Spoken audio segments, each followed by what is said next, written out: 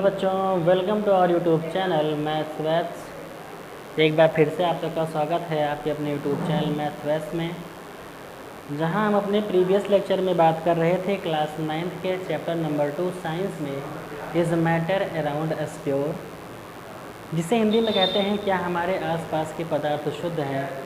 तो आज हम उसी टॉपिक के अपने सेकंड लेक्चर को कंटिन्यू करेंगे, जहां हमने फर्स्ट लेक्चर को अपने रोका था। तो हमने मेटल के बारे में सारा डिस्कशन कर लिया था। आज हमको नॉन मेटल से लेकर के आगे के बारे में डिस्कस करना है। तो हमने प्योर और अनप्योर सब्सटेंस के बारे में पढ़ा था, जिसमें प्योर सब्सटेंस हमारे दो थे, जिसमें एक हमारा था एलिमेंट्स जिसे हम तत्व कहते हैं, और दूसरा हमारा है कंपाउंड। उसी एलिमेंट्स में हमारी तीन कैटेगरीज थी, जिनमें तीनों कैटेगरी हमारी थी, एक था मेटल, दूसरी थी नॉन मेटल, और लास्ट हमारा क्या है, मेटलॉइड। इसके बाद जो हमारा सेकंड प्योर सब्सटेंस है, जिसमें दो एलिमेंट आपस में कंबाइन होते हैं, उसे हम कहते हैं क्या, कंपाउंड। तो आइए देरी न करते हुए आज स्टार्ट करते हैं हम अपने इस नॉन मेटल वाले टॉपिक को। और इसके पहले की वीडियो इसी लेक्चर की अपलोड की गई थी कुछ दिन पहले। अगर आप उस कॉन्सेप्ट को देखना चाहते हैं तो आपको लिंक डिस्क्रिप्शन में मिल जाएगा, आप वहां से उसको देख लीजिएगा, फिर कंटिन्यू कीजिएगा इस लेक्चर को। तो बात करेंगे आज हम नॉन मेटल की। नॉन मेटल का मतलब होता है अधातु। अधातु का मतलब क्या होता है, तो जस्ट आप अपोजिट डिफिनेशन कर दीजिए धातु की, तब हमारा क्या निकल के आ जाएगा, अधातु। उसमें हमने बात की थी कि किसी भी सब्सटेंस में जो इलेक्ट्रॉन को लूज़ करने की टेंडेंसी होती है, चाहे वो एक इलेक्ट्रॉन को लूज़ करे, चाहे दो, चाहे तीन, तो उसको जो लूज़ करने की टेंडेंसी होती है, उससे उन एलिमेंट्स के ऊपर में पॉजिटिव चार्ज बियर हो जाता है, जिसे हम मेटल्स कहते थे।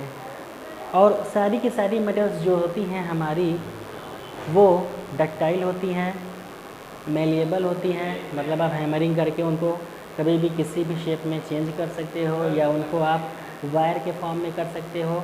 गुड कंडक्टर ऑफ इलेक्ट्रिसिटी और हीट थी हमारी, और शाइनी थी, और उनको कभी भी किसी चीज़ पे हिट करने से साउंड का प्रोड्यूसमेंट हो रहा था। तो ये सारी चीज़ें थी, और उसी में हम आज डिस्कस करेंगे नॉन मेटल के बारे में। तो नॉन मेटल उसे कहेंगे ऐसे एलिमेंट्स जिनके अंदर एक टेंडेंसी पाई जाती है, वो हमेशा इलेक्ट्रॉन को गेन करने की टेंडेंसी रखते हैं, या इलेक्ट्रॉन को एक्सेप्ट करने की टेंडेंसी रखते हैं, तो वो हमारे नॉन मेटल्स कहलाते हैं। और इलेक्ट्रॉन को एक्सेप्ट करने की टेंडेंसी की वजह से इनके ऊपर निगेटिव चार्ज बियर होता है। तो आइए इसमें डिफिनीशन देख लेते हैं क्या होगी इसकी। तो इसकी डिफिनीशन हमारी हो जाएगी, the substance at which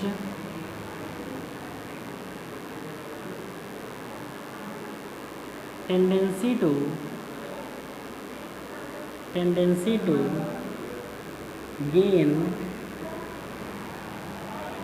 one or more electrons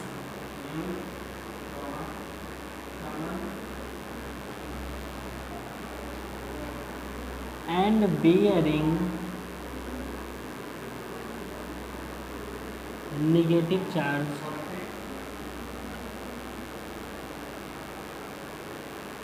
is called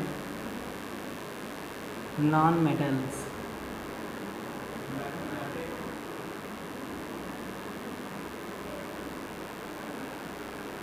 मतलब ऐसा सब्सटेंस जो इलेक्ट्रॉन को गेन करने की टेंडेंसी रखता हो, और इलेक्ट्रॉन को गेन करने के साथ ही उस पर निगेटिव चार्ज आ जाता हो, वही हमारी होती है नॉन मेटल्स। फॉर एग्ज़ाम्पल, इसका एग्ज़ाम्पल हम कह सकते हैं, जैसे हमारी क्या हो जाएगी, ऑक्सीजन, और क्या हो जाएगी हमारी, क्लोरीन, और क्या हो जाएगा हमारे पास में, सल्फर, और क्या हो जाएगा, फ्लोरीन। जितनी भी चीज़ें हैं सब पे निगेटिव चार्ज बियर होता है, इसीलिए कौन से कैटेगरी में आएंगे, सब के सब आएंगे हमारे नॉन मेटल्स में। अब इसमें अगले टॉपिक में बात करेंगे हम कि आखिर में इसकी कैरेक्टरिस्टिक या इसका गुण क्या होता है, किसका, आपके नॉन मेटल का। तो अगली हेडिंग है हमारी कैरेक्टरिस्टिक्स ऑफ नॉन मेटल्स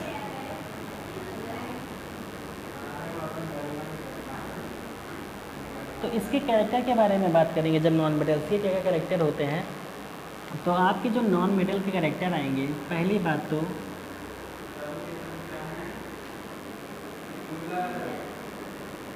पहला चीज़ आपका हो जाएगा कि नॉन मेटल्स आर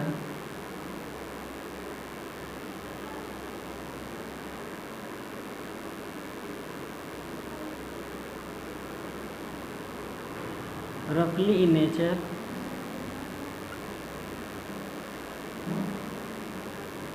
मतलब इनका सरफेस कैसा होगा, रफ होगा, खुरदरा होगा। सेकंड हमारा हो सकता है non metals are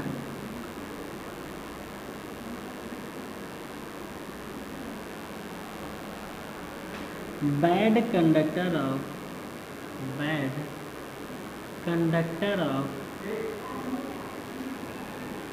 heat and electricity.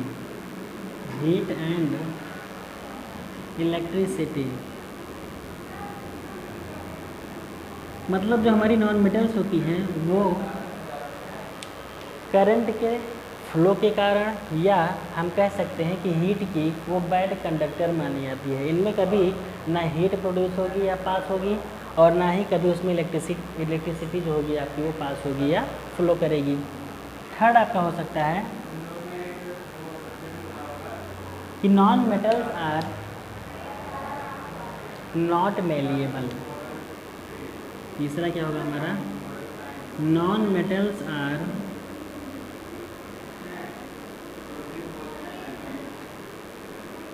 Not malleable.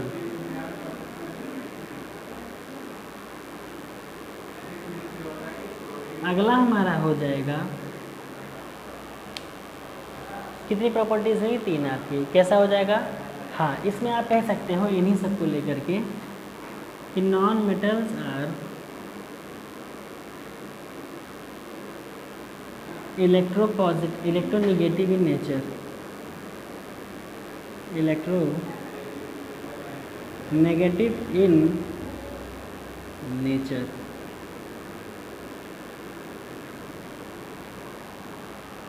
लिख लीजिए, non metals are not ductile. अब देखिए यहाँ पर क्या हो गया आपका, पहला तो है कि इनका नेचर कैसा होगा, ये रफ सरफेस वाले होते हैं। सेकंड, ये बैड कंडक्टर होते हैं हीट या इलेक्ट्रिसिटी के। थर्ड होता है कि ये मेलिएबल होते हैं, मेलिएबल नहीं होते हैं। ठीक है, आपका मेटल क्या था, मेलिएबल था, ये क्या है, नॉट मेलिएबल है। मेलिएबल का मतलब ये होता है कि आप इस पर हैमरिंग करने के बाद में इसको किसी भी दूसरे आकार में या दूसरे शेप में कभी भी चेंज नहीं कर सकते हैं। चौथा आपका है कि non metals are electronegative in nature. ये कैसी होती हैं, इलेक्ट्रोनेगेटिव, क्यों, due to the gain the tendency of electron. Last है आपका non metals are not ductile, यानी ये कैसा होता है, नॉन डक्टाइल, मतलब आप कभी भी इसको वायर के फॉर्म में एक्सचेंज नहीं कर सकते हैं। अब बात करेंगे इसमें अगला हम कि इसकी केमिकल प्रॉपर्टीज़ क्या होती हैं। तो हम बात करते हैं नॉन मेटल्स की केमिकल प्रॉपर्टीज़ के बारे में।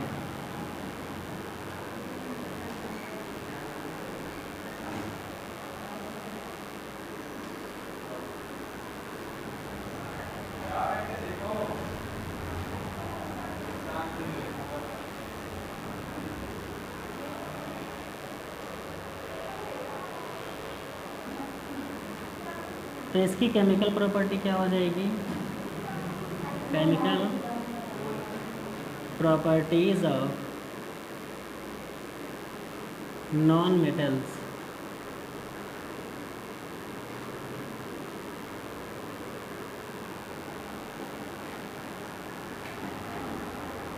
तो इसकी केमिकल प्रॉपर्टी की जब हम बात करें तो केमिकल प्रॉपर्टी में हमारा आएगा कि कभी भी ये इलेक्ट्रॉन को जब गेन करेंगे तो गेन करने की जो टेंडेंसी होगी इनके ऊपर बियर होता है निगेटिव चार्ज।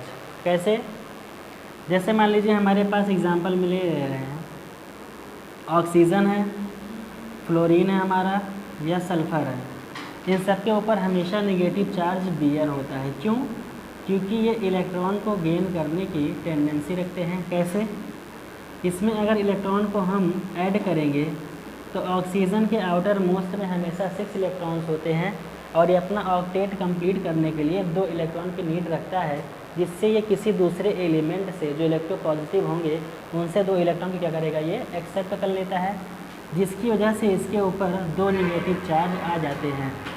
क्लोरीन के पास आउटर मोस्ट शेल में हमेशा 7 इलेक्ट्रॉन्स होते हैं आपके, तो 7 इसका होने की वजह से ये 1 इलेक्ट्रॉन को गेन करता है, तो इसके ऊपर 1 नेगेटिव चार्ज आ जाएगा।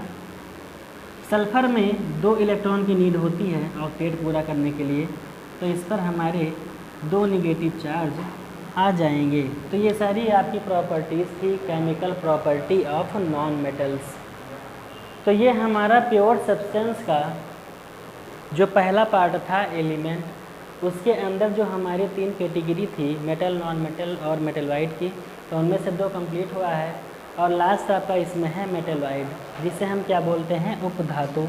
तो आइए बात कर लेते हैं हम मेटलवाइड की।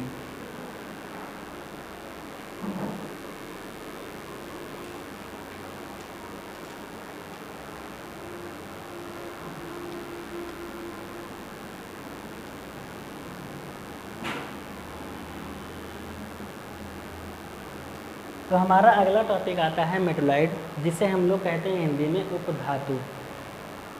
मेटल का मतलब क्या था कि वो इलेक्ट्रोपॉजिटिव इन नेचर थी। सेकंड हमारा नॉन मेटल, वो इलेक्ट्रोनेगेटिव इन नेचर थी। और हमारा लास्ट इसमें जो है एलिमेंट का पार्ट, वो है metalloid.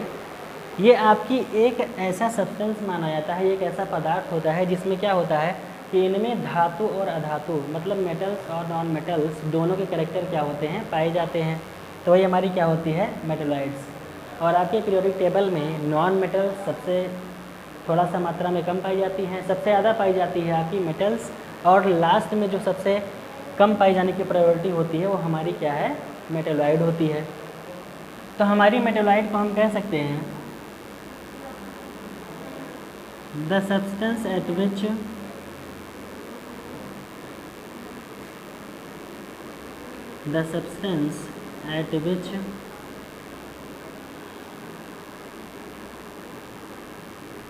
tendency to both character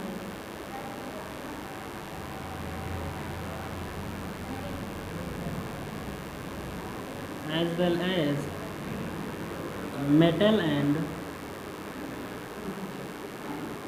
non-metals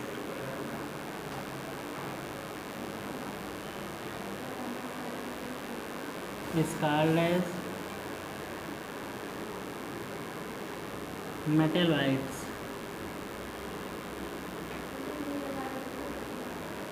metalloid को हम कहेंगे कि जब इनमें मेटल का और नॉन मेटल दोनों का कैरेक्टर ये शो करना स्टार्ट कर देते हैं, तो हमारा क्या होता है, मेटलॉइड। ये कभी भी इलेक्ट्रॉन लूज करने की टेंडेंसी को भी एक्सेप्ट कर सकते हैं। दूसरा कैरेक्टर जो होता है इलेक्ट्रोपॉजिटिव नेचर का या इलेक्ट्रोनेगेटिव, आप कह सकते हो कि मेटल की कैरेक्टर भी आ जाएगी इनमें और नॉन मेटल की भी कैरेक्टर आ जाएगी, और इन दोनों के बिहेवियर को जो शो करेगा वही हमारा क्या होगा, मेटलॉइड। इसका एग्जांपल क्या हो जाएगा आपका, फॉर एग्जांपल आर्सेनिक हो जाएगा हमारा। और क्या हमारा हो सकता है इसमें, एस्टेटाइन हो जाएगा। तो बहुत सारे ऐसे हमारे एग्जाम्पल इसमें हो सकते हैं जो नॉन मेटल और मेटल से हट करके मतलब मेटलॉइड के अंदर हमारे आएंगे। आर्सेनिक हो गया आपका, एस्टेटाइन हो गया, एंटीमनी हो जाएगा, ये सारे के सारे क्या होंगे, हमारे मेटलॉइड। ये अपनी ज़रूरत के अनुसार कभी कभी नेगेटिव चार्ज भी बियर करते हैं और कभी कभी इन पे क्या होता है, पॉजिटिव चार्ज शो होता है। अब इसके बाद हमारा ये एलिमेंट का टॉपिक क्या हुआ, कंप्लीट। अब एलिमेंट के टॉपिक के बाद हम बात करेंगे हमारा जो अगला इसमें टॉपिक है वो है कंपाउंड का, जिसे हम लोग हिंदी में बोलते हैं यौगिक।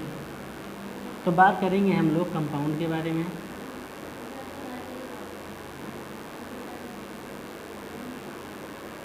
कंपाउंड का मतलब होता है यौगिक। अब यौगिक किससे कहेंगे हम, जब आपके 2 या मोर एलिमेंट्स आपस में क्या करेंगे, कंबाइंड होंगे एक दूसरे से, और वो भी कंबाइंड होने का इनका एक क्या होता है, फिक्स रेशियो होता है। उसी रेशियो में जब ये कंबाइन करते हैं तो एक न्यू सब्सटेंस का फॉर्मेशन करते हैं और वही सब्सटेंस हमारा क्या होता है, कंपाउंड। मतलब अभी तक हम बात कर रहे थे सिर्फ एलिमेंट की, तो एलिमेंट मान लो हमारा क्या होता है, एक सिंगल सब्सटेंस। दूसरा भी हमारा क्या होगा, मान लो इसी सिंगल सब्सटेंस को हम दोबारा ऐड करते हैं, और ऐड करने के बाद में हमारा ये दोनों मिलकर के क्या हो जाता है, H2। या कोई डिफरेंट ले लो आप, जैसे वाटर की फॉर्मेशन हम जब करते हैं तो H2 और हमारा क्या होता है, हाफ मोल O2, इसको जब हम ऐड करते हैं तो हमारा क्या बनता है, H2। तो इसमें क्या होता है कि आपके दो एलिमेंट एक साथ क्या किए हैं, कंबाइंड हुए हैं या मिल गए हैं, और मिलने के बाद में एक तीसरा क्या निकल के आया है, सब्सटेंस, और यही हमारा क्या हो जाएगा, ये हमारा कंपाउंड हो जाएगा। ये हमारा एलिमेंट है और ये भी हमारा क्या है, एलिमेंट। मतलब हम कह सकते हैं कि जब दो एलिमेंट आपस में कंबाइंड होते हैं एक दूसरे से, वो भी एक फिक्स रेशियो में, तो हमारा जो कंपाउंड बन करके आता है वही क्या होता है, नया कंपाउंड होगा हमारा, जो भी नया सब्सटेंस का फॉर्मेशन होगा। तो इसकी डिफिनीशन हो जाएगी,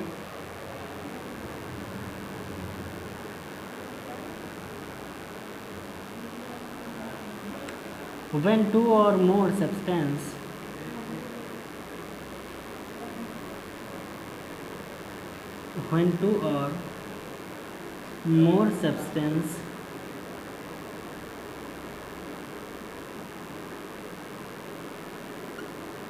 combined with each other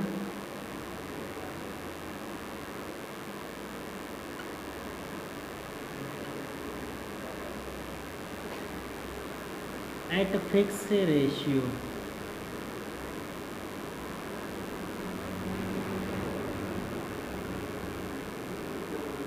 then the formation of new substance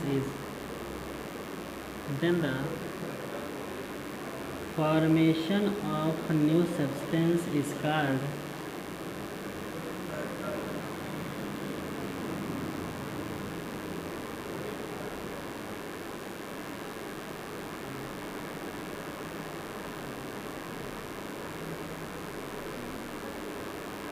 compound.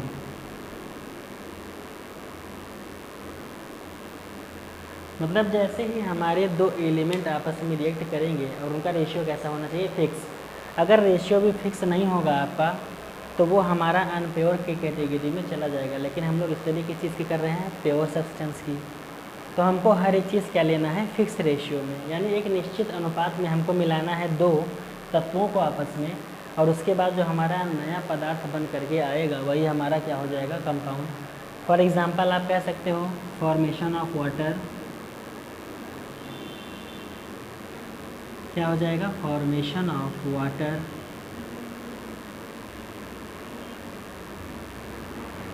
जब हम वाटर का फॉर्मेशन करते हैं तो हमारा वाटर का फॉर्मेशन क्या होगा, वाटर का फार्मूला क्या होता है, H2O। अब इसको जब हम फॉर्म करते हैं या बनाते हैं तो हमारा हाइड्रोजन का एटॉमिक नंबर कितना होता है, 1, और हमारा ऑक्सीजन का कितना होता है, 8। मतलब जब हम 1:8 के फॉर्म में हाइड्रोजन और ऑक्सीजन को आपस में मिलाते हैं तब हमारा क्या बनता है, वाटर। इसी तरह से आप कोई भी सब्सटेंस बना सकते हो। जैसे इसमें और एग्जांपल हमारे हो जाएंगे, carbon dioxide, sulphur dioxide, ammonia या अमोनियम या NaCl। जो भी चीज़ें आपकी होंगी सारी की सारी क्या हो जाएंगी, आपस में मर्ज होने के बाद में एक नया हमारा कंपाउंड बनके तैयार हो जाएगा। अब इसमें क्या होता है कि आपकी जो मेटल्स नॉन मेटल्स होती हैं आपस में रिएक्ट करके भी किसी न किसी कंपाउंड को क्या करती हैं, फॉर्मेशन करती हैं। कैसे, कार्बन आपका हो गया, ये जब CO2 यानी ऑक्सीजन के साथ जुड़ता है तो इसको पॉजिटिव नेचर दिखाया जाता है इसका, और इसका क्या होता है, निगेटिव। तो जब भी दो कंपाउंड आपस में रिएक्ट करेंगे तो हमेशा एक पॉजिटिव नेचर का होगा, दूसरा क्या होता है आपका, निगेटिव नेचर का। तो एक के पास इलेक्ट्रॉन को लूज़ करने की टेंडेंसी होगी, एक के पास इलेक्ट्रॉन को एक्सेप्ट करने की टेंडेंसी होगी। तो ये हमारा क्या हो गया, कंपाउंड हो गया। अब हम अपने नेक्स्ट क्लास में बात करेंगे कंपाउंड के कैरेक्टर के बारे में।